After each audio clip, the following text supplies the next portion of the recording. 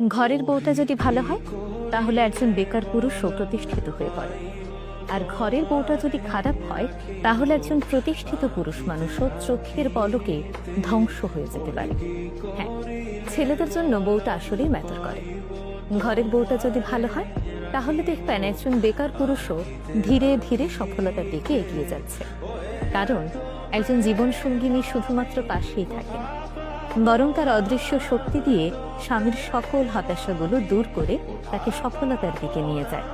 স্বামীকে ধৈর্য দেয়, সাহস যোগায়, তার খারাপ সময়গুলোতে ধৈর্য ধরে তার পাশে থেকে সেই সময় মোকাবেলায় সাহায্য করে।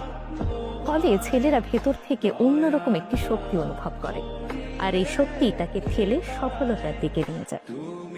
অপরদিকে ঘরের বউটি যদি চরিত্রের দিক থেকে খারাপ হয়, নেতিবাচক মনোভাবের হয়, তাহলে একজন প্রতিষ্ঠিত পুরুষও ভেতর থেকে ভেঙে পড়ে।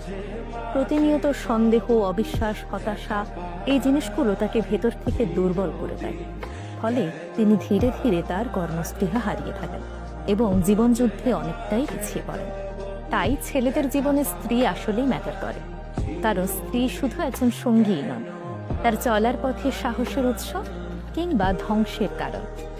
একটি সম্পর্কের সৌন্দর্য তখনই ফুটে ওঠে যখন একজন আরেকজনের শক্তি হন। তাই বিয়ে শুধুমাত্র সামাজিক দায়িত্ব নয়, বিয়ে জীবনের সবচেয়ে গুরুত্বপূর্ণ সিদ্ধান্ত। তাই এমন একজনের হাতেই নিজের ভবিষ্যৎ তুলে দেবেন যাকে আপনি বিশ্বাস করতে পারেন। এমন একজনকেই বেছে নেবেন যার কাছে আপনার স্বপ্নটা তার স্বপ্নের মতোই গুরুত্বপূর্ণ।